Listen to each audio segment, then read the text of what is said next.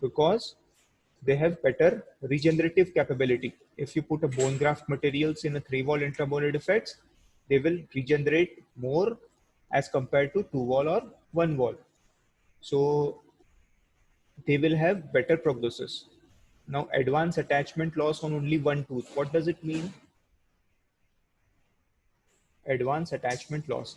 Like if you want, if there is a advanced attachment loss on only one root, you can remove that particular root, and ultimately that will improve the oral hygiene of the patient, right? So accordingly you will decide whether to do hemisection, root resection, or bicuspidization. Root resection you basically do in cases of maxillary first and second molars. Root resection, mostly the distobuccal root is removed. And in cases of mandibular molars, you will have to do hemisection or bicuspidization. So accordingly, according to the loss of attachment, you will have to decide which procedures to do when, based on the selection of a case. So this all are the anatomy of the bony lesions.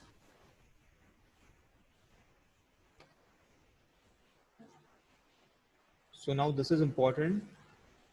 In case of maxillary molars, mesial furcation entrance is located about 3 mm from the CEJ, while the buccal furcation entrance is approximately 4 mm and distal furcation is 5 mm from the CEJ.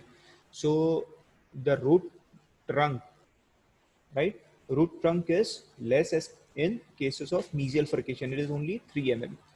And case of maxillary premolar, the length of root trunk is 8 mm. Now, what does it tell you? What does it impart? If the furcation is involved, maxillary premolars will have worse prognosis as compared to molars, maxillary molars and mandibular molars. Why? Because the root trunk length is 8 mm, and as soon as the furcation is involved, there is a more amount of attachment loss. That is 8 mm of attachment loss is there. So until the furcation is involved, there will be around 8 mm of attachment loss in cases of maxillary premolars. So if the furcation is involved, maxillary premolars will have worse prognosis as compared to maxillary and mandibular premolars.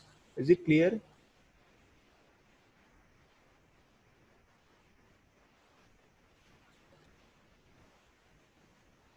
Now, how will you check it clinically? Maxillary molars, mesial furcation, how will you check it with the help of Neighbors probe?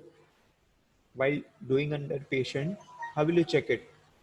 You will enter the Neighbors from the palatal aspect while measuring the mesial furcation, because mesial furcation is more towards the palatal aspect. So if you insert the probe from the buccal aspect, you will find it difficult to locate the mesial furcation. And in case of distal furcation, you can either enter the Neighbors probe from the buccal aspect or from the palatal aspect, because distal furcation is at the center, right? So distal furcation, you can either enter from the buccal or from the palatal, while mesial furcation, you will have to enter from the palatal aspect so that it is more convenient to locate the furcation. So this is more important point, how to check the maxillary molars clinically. Now, what is the objective of furcation therapy? First and foremost objective is it facilitates the maintenance. That is, after root resection or hemisection, patient will be able to maintain proper hygiene in that particular area. So why you do root resection? Because it will facilitate the maintenance of the oral hygiene. It will prevent the further attachment loss, and it will obliterate the furcation defect as a periodontal maintenance problem. How it will obliterate? You will put bone grafts, you will put GTR, which will help in formation of a new bone. So that will solve the periodontal maintenance problem. Now, according to the classification, your treatment of the furcation involvement will vary. How will you treat grade 1 furcation involvement or early defects? How will you treat? First and foremost thing which you will do is scaling and route planning. It is a basic procedure which you will do in each and every case before proceeding towards phase 2. So scaling and route planning, usually grade 1 furcation, they are usually resolved after scaling and route planning. When you reevaluate after 21 days, they usually get resolved. Sometimes you will have to do odontoplasty. What is odontoplasty? Odontoplasty is reshaping of that particular surface. And why you reshape? To remove the facial grooves, to remove the cervical enamel projections, right? You just do reshaping of that particular root surface, and ultimately your the factors, anatomic factors which will create the problem will get resolved. And lastly, recontouring or replacement of thick overhanging restorations. Means sometimes there are restorations like silver amalgam restorations which are having overhanging margins, and this overhanging margins are mainly responsible for your food lodgement. So by just recontouring the overhanging margins, you can solve the problem. So this is a very important, this classification is which grade of classification? Anyone can tell? What is the grade of this classification which is shown in your figure?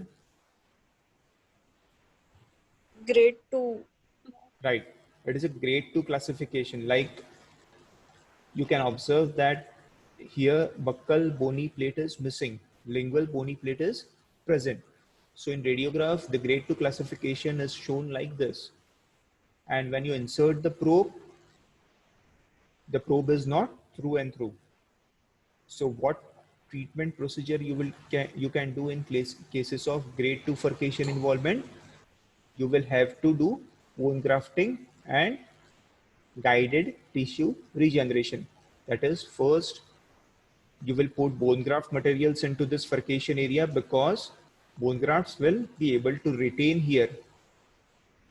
What will happen if you put bone grafts in grade 3 furcation? It will not retain and you will not get any results.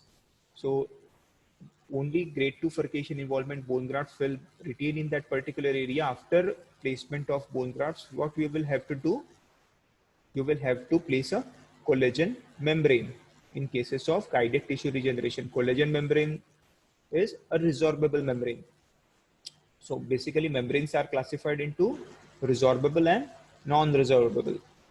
So the membrane which is placed here is non-resorbable membrane. It is a polytetrafluoroethylene membrane. So when you will place a non-resorbable membrane, a second stage surgery is required to remove that particular membrane, right? But it will not be required when you place a collagen membrane because it is resorbable. So what is the role of this membrane?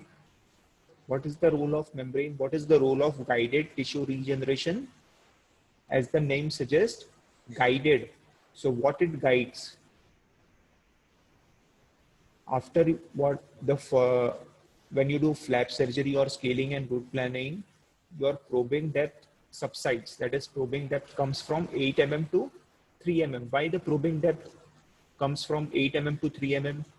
Sometimes because there is a formation of long junctional epithelium. But when you place a membrane, which cells will migrate in that particular area, in that defect? Which cells will migrate? Periodontal ligament cells. It acts as a barrier for the epithelial cells to migrate in that particular area, because epithelial cells migrate faster than periodontal ligament cells, and it facilitates the migration of PDL cells into the defect. So if periodontal cells ligament migrate in that defect, what will happen? It will lead to formation of new attachment, that is new bone, new cementum and new PDL, which you want, right? So you place a membrane. This I will tell you in detail. What is GTR and what are the principles of GTR? So see, after in second stage surgery, you remove the membrane and there is a formation of bone, and ultimately the defect is closed, right? So this is what you do in grade 2 furcation involvement. Advanced defect, you can do root resection in maxillary first and second molars. Usually the distobuccal root is removed. Why the distobuccal root is removed? Because it is much smaller as compared to your mesiobuccal and palatal root. What will happen if you remove the palatal root? Maxillary molar will start mobile. It will be mobile. So you mainly remove the distobuccal root, which is much smaller, and after removal of the distobuccal root, it will help in facilitating the maintenance. So root amputation or root resection you will do in cases of maxillary first and second molars. Hemisection, bicuspidization, in which grade you will do? In grade 3, in cases of mandibular first and second molars, you will do hemisection and bicuspidization. Reconstruction is same as regeneration, which you will have to do in grade 2 furcation involvement. And lastly, extraction, which you can do in grade 4 furcation involvement. Grade 4 furcation involvement, you will not do any treatment because you will not get results. Either you can keep the patient on maintenance or you can extract that particular teeth if it is creating problem. So this learn by heart what to do in grade 3, root resection in cases of maxillary molars, hemisection bicuspidization in cases of grade 3 furcation mandibular molars. So this is a clinical picture of what you called it as hemisection. In this, there is a through and through furcation involvement.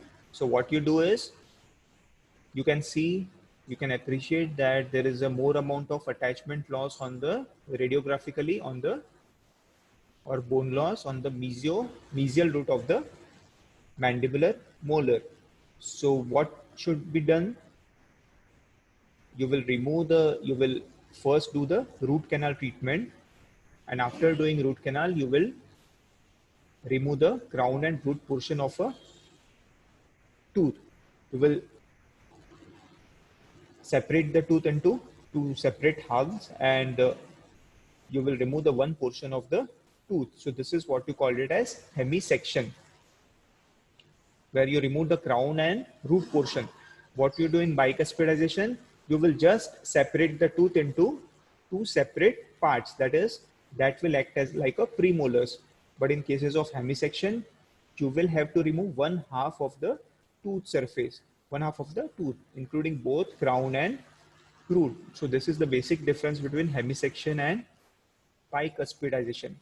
Bicuspids means premolars. You will separate the molars, and this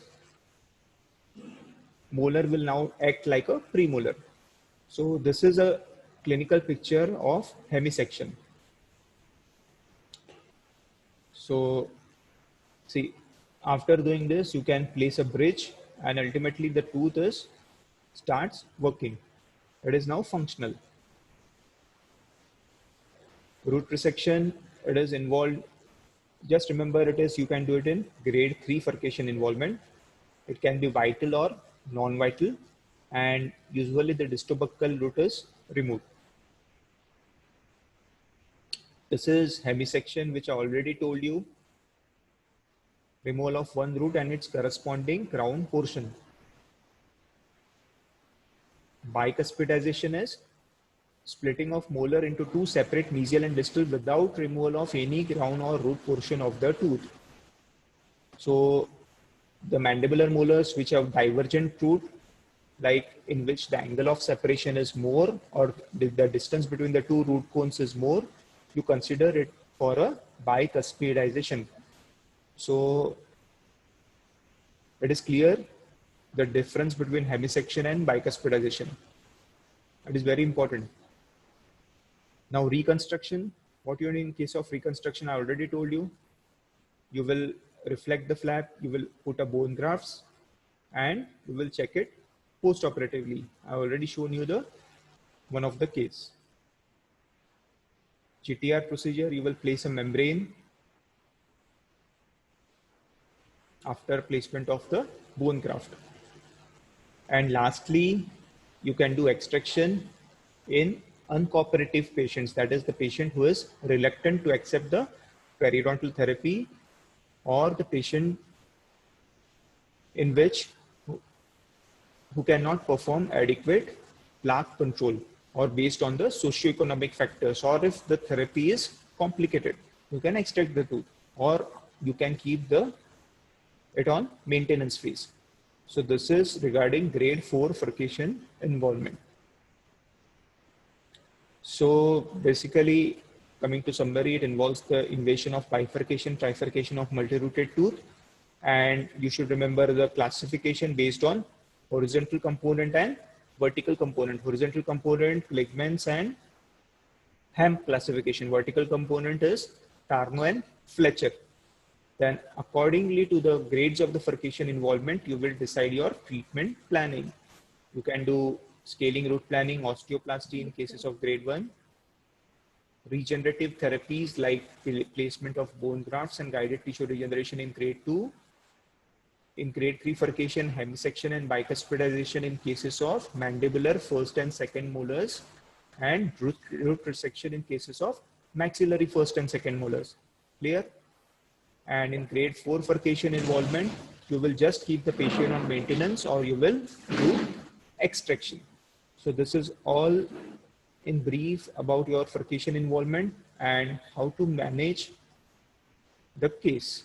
So case selection is very important, and in cases of grade 3 and grade 4 furcation, you will have to take radiographs simultaneously after checking the patient clinically. Clear? So any difficulty in this chapter, particular chapter, furcation involvement?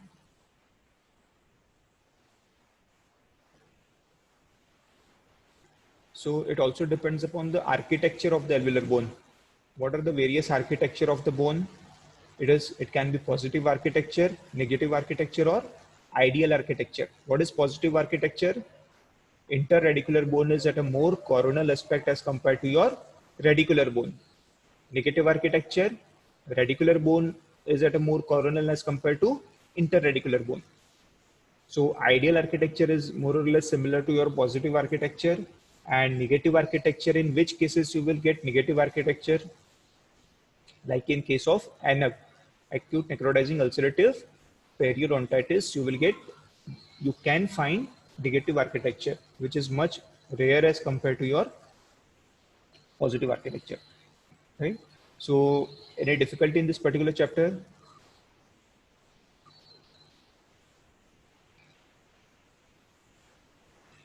Is it clear to all of you?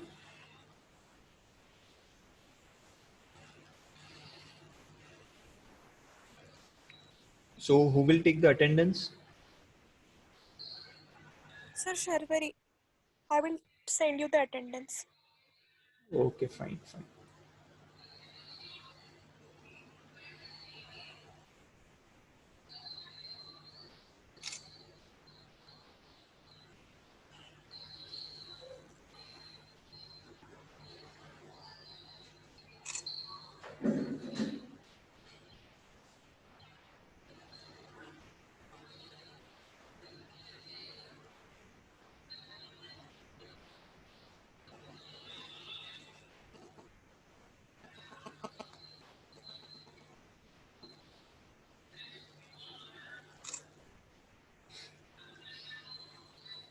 So thank you all of you. Thank you, sir. Thank you, sir. Thank you, sir.